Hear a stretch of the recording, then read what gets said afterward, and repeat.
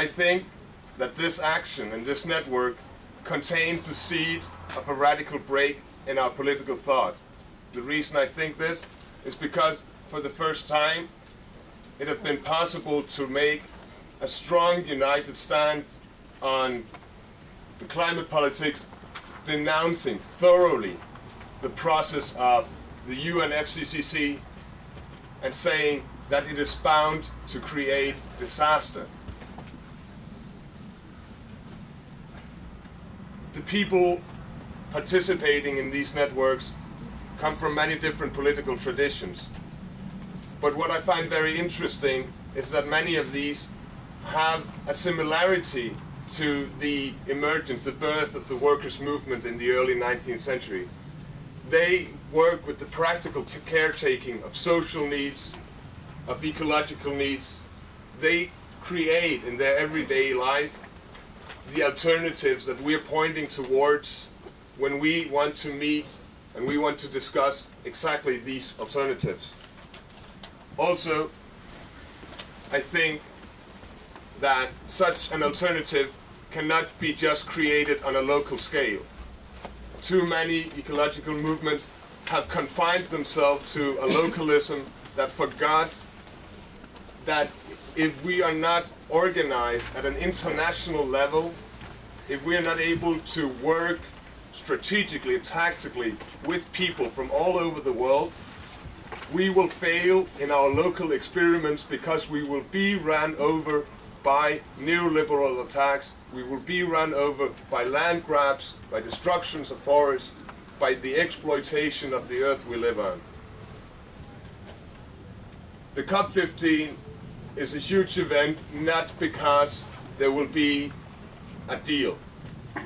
It's a huge event because this signifies the birth call of a movement that is radically necessary.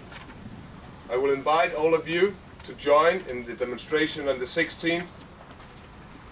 I would say to you that in order to combat what we are facing, of course, there will be also enemies.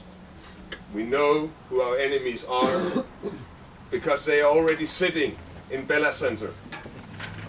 They are already trying to go around and move away from all the requests of indigenous peoples' movements, of peasants' movement, of the peoples trying to preserve the island states. They are already trying to ignore it. And of course, once somebody tries to wake them up, they will react with violence towards us. We must be aware of that, and we must be aware that the strategic problems we are facing will be problems that can only be solved through struggle. There will be no peaceful overgoing to another system of production. There will be no peaceful transition to another global political system. There will be, unfortunately, neither a peaceful transition to another way of taking care of the earth we live on, of another way of thinking our relationship to nature. I hope that you will join us in this fight. I'm looking forward to discussing these things with you. Thank you.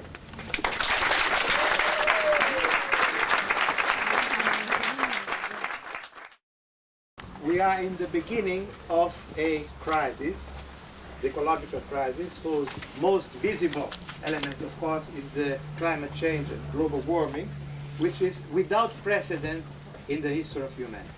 It's something really catastrophic. Now, when I say this, people accuse me of catastrophism. So we can say it's a disaster, okay, because there is no disastrism. But it's the same thing. Yeah? And it's a crisis, it's not local or partial, it's a crisis of the whole Western, capitalist, modern industrial civilization. It's this whole system which is leading humanity in a suicide drive to disaster, to catastrophe. Yeah? And another important thing, this catastrophe, this disaster of global warming and of ecological decomposition is not going to be in 2100. Huh? It's going to be in the next decades. Yes? So it's not something which is affecting our grandchildren who are not yet born. No, it's we who are living here, particularly the young among you, who are going to go through this catastrophe. So it's something which is much nearer of, sometimes we read in reports, well, 2100, who is worrying about 2100? No, it's going to be in the next 10, 20, 30, 40 years. So we have to be conscious of this.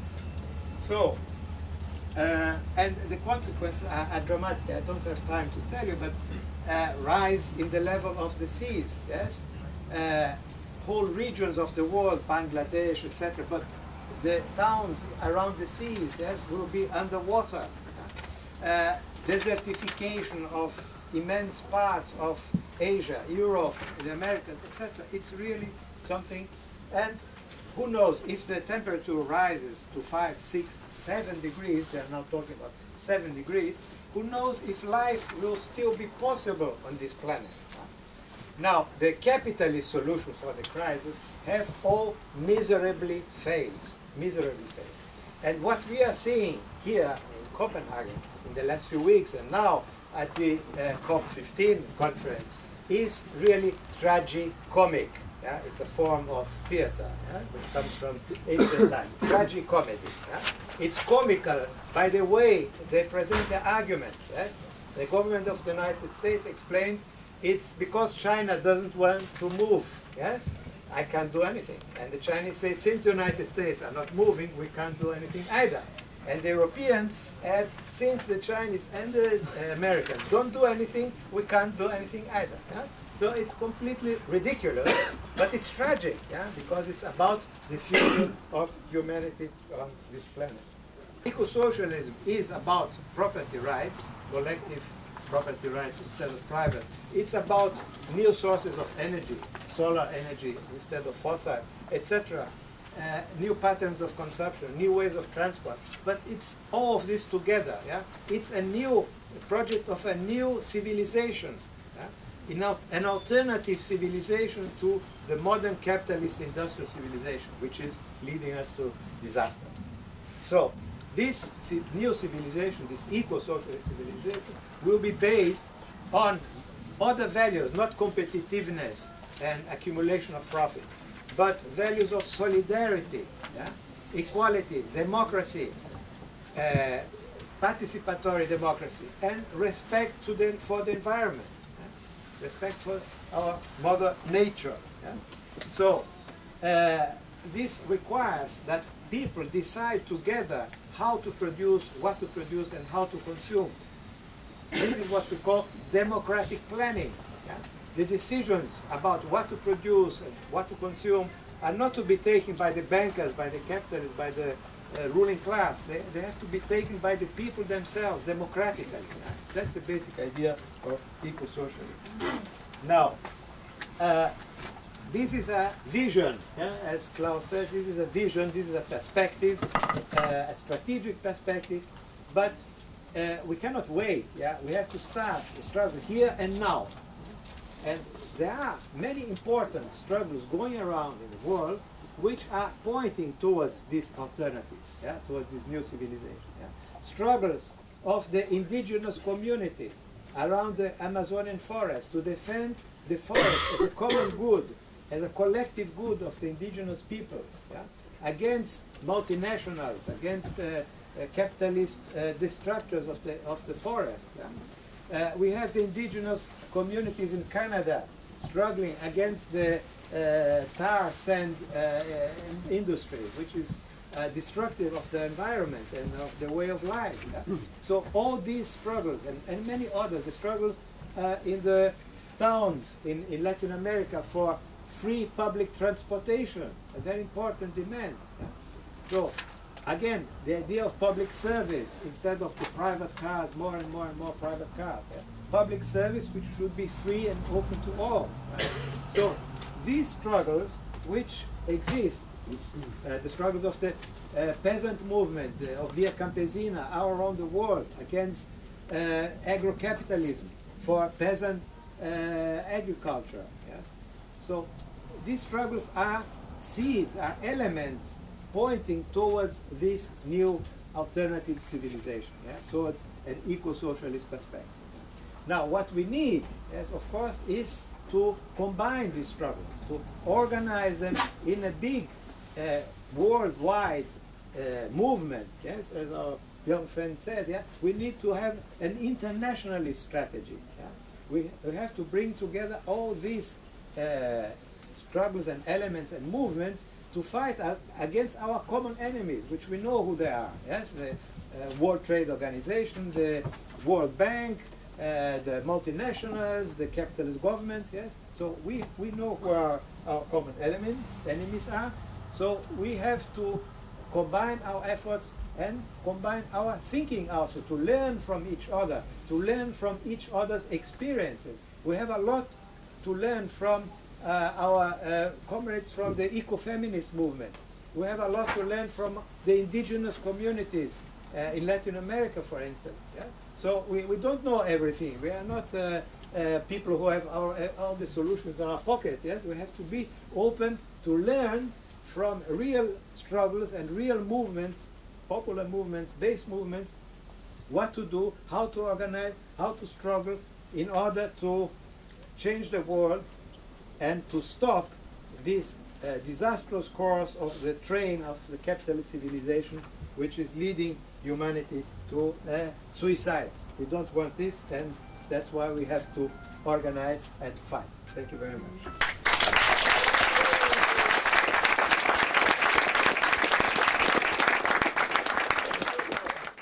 I'm not quite sure what the solution really is, and you call it eco-socialism, and I come from Germany, and I'm young too, but I know that this experiment, how you can call it, in Eastern Germany and the whole Soviet Union, what was called socialism, we can argue if it really was socialism, but what was called socialism, that that doesn't work either. People were suppressed, and the environment was more polluted and destructed than in Western Germany in the same time.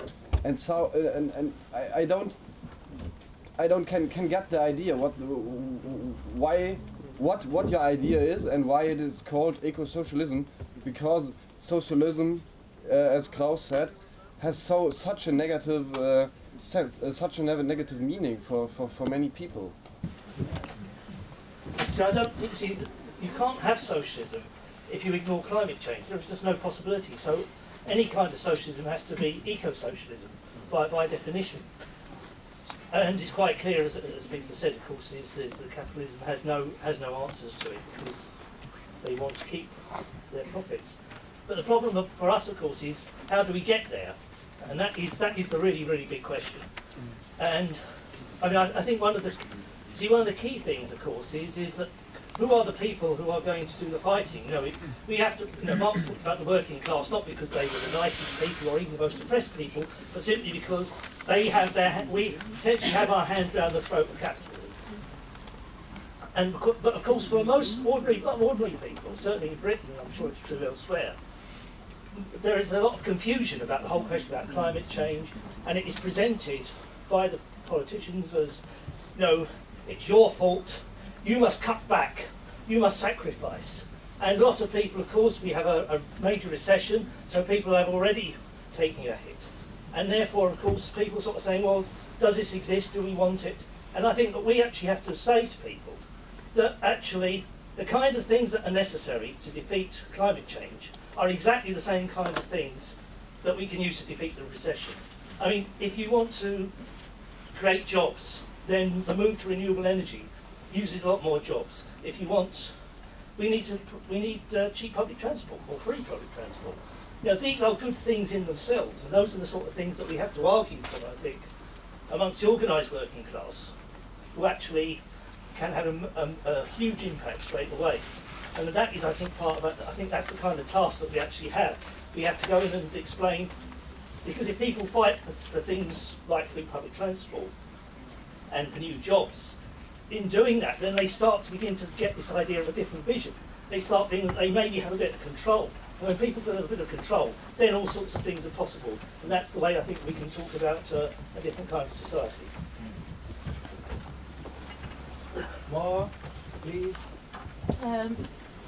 Yes, I have a question that's maybe a little bit related to this one. So it's about how to combine the struggle against the economic crisis that we have today and the climate crisis.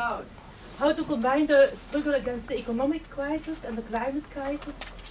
You have very concrete examples. For example, there are a lot of fires in the car industry. So how do we relate? How do we, make that as people that we are in the same struggling and not struggling against each other? Good. One more question. Yes. Can I just give a comment also to my friend Roland, which I met on the bus the other day, and you made a comment on my hello. Right. So nice to see you in the same meeting. You just mentioned about Norway, and we had this discussion on the bus, so I'll just continue it for a bit before I move to another point. It's true that in the 70s, when the Norwegian oil companies were formed, they were given a lot of social benefits for the welfare states and so on. But it's important to recognize that this was a product of working class struggle in the past that made a social democratic government in Norway do some beneficial things.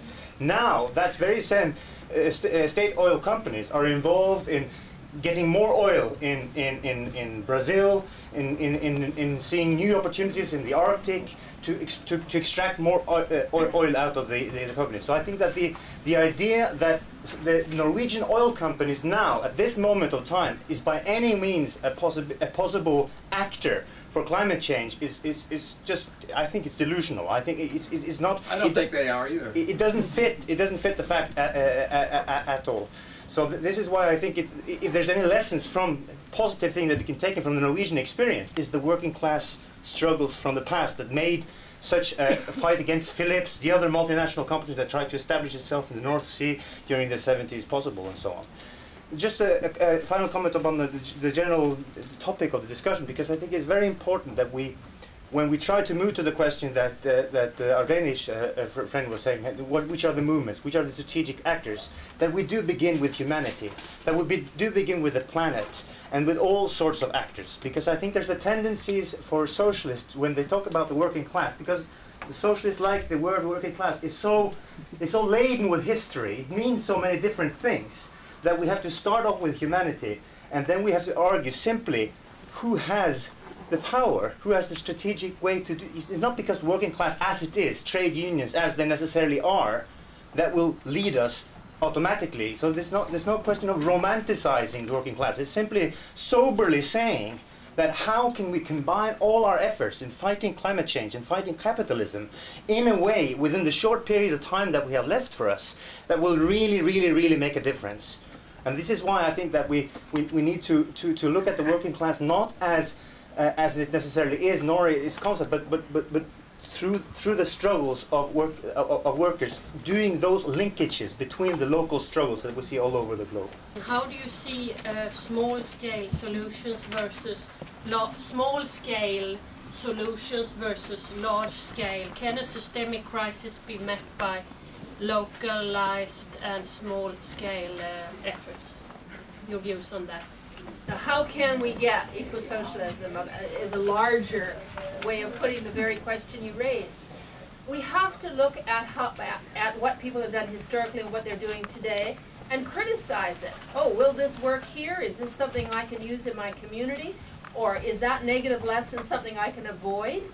You know, is my effort, I want to win. We want to win. You know, we really want to pursue, just like we do in every other aspect of our lives, a kind of careful, planned action.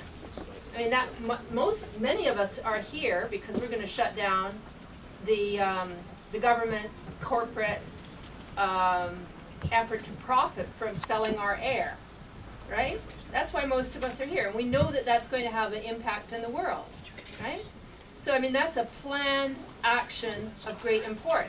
And when I think of, I mean, we could do an exercise here if this was slightly a workshop more than we could do an exercise saying, really just answering your question, how can we boycott oil?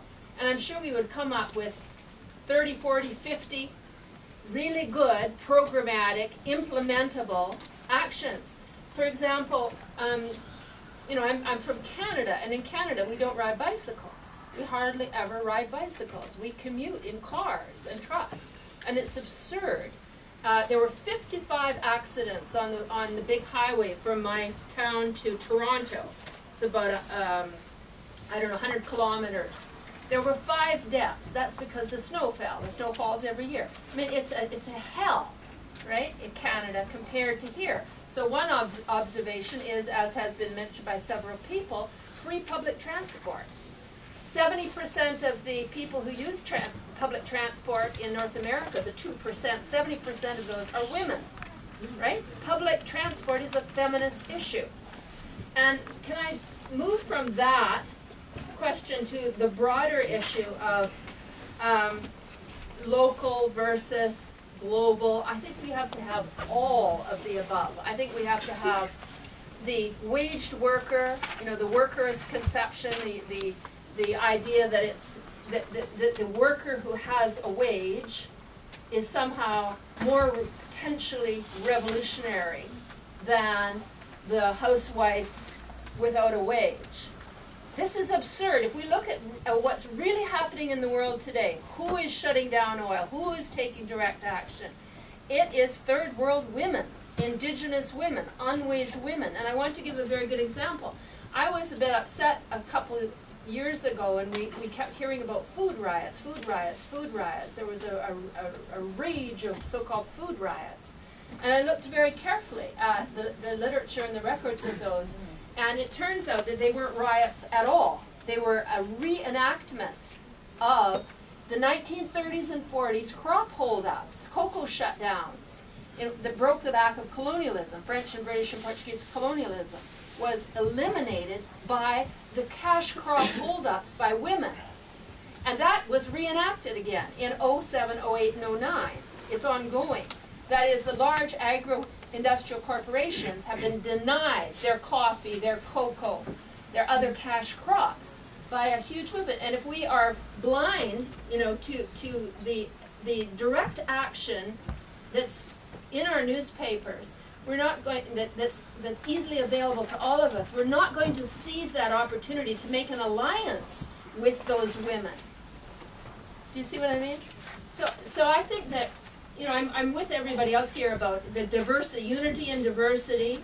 Yes, wage workers. Yes, we know exactly who can shut down the oil industry because we've seen it again and again and again. It's oil workers and oil transport workers who do it, right? We know who can shut down the corporate food industry, right? It's happening right now. We can see it. We can make these alliances. I think we're doing it very rapidly in this meeting. Why socialist? I think this is an interesting question for me because obviously I did not live through the whole time of the Eastern Bloc. My political consciousness was mainly formed after the fall of the Berlin Wall with that in mind as the overall imposing picture of what socialism was. Nevertheless, I have nowhere else seen a conception of a society that was able to work with the direct involvement of the producers in the democratic deciding of how is production going to go on. I don't have a fetish about the name socialism nor about the name ecology. We could call it banana for all I care. But the basic components are the same that have been described in the working class movement since its outset, and they called it socialist. So we are talking about the producer's control of the production. We are talking about democratic decision-making in society. We're talking about an inclusion of the excluded elements of society in general, and I think that Teresa's contributions to this are very important. And I also want to say, when we're talking about socialism, socialism have historically made lots of misrecognitions and misconceptions of its revolutionary subject. In Marx, the revolutionary subject is the proletariat. So socialists, they read this, they understood it more or less, after the Russian Revolution, because of the specific aspects of what was the revolution in Russia. All right, we had peasants, they were like this, we had workers, they were like this. Everybody started copying in their mindset what happened in the Russian Revolution, saying, all right, so we have to focus only on the workers because they occupy this place in production.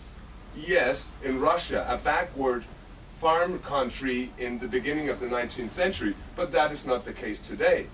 We're talking about a proletariat that is a revolutionary subject that is much wider than the revolutionary subject immediately at hand at a specific time in history in 1917. So obviously these are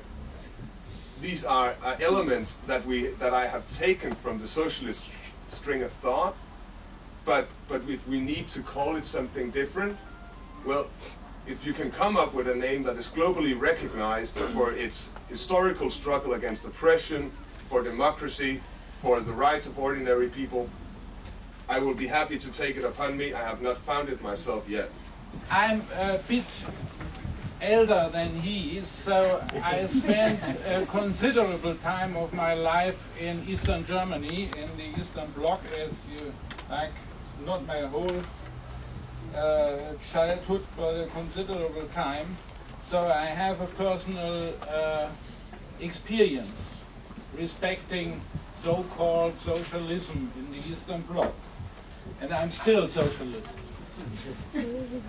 The basic problem in the so-called socialist countries of the Eastern Bloc have been that they were based generally on the same ideology like the capitalist societies, respecting productivism and consumism. And the reason was that the Stalinism had no proper idea what Marxist dialectics is. The general roughly said, they said, capitalism objectively respecting to Marx is a progressive formation in history. So every product of capitalism is objectively progressive because it's lifting the productive forces on a higher level. So the word of Khrushchev and the former General Secretary of the Russian Communist Party that we will speed up with capitalism and then pass by, it was completely rubbish from a Marxist point of view, because you can't build a society with the same instruments like the enemy. This is not possible. And this was the basic error in this kind of approach in the Eastern Bloc.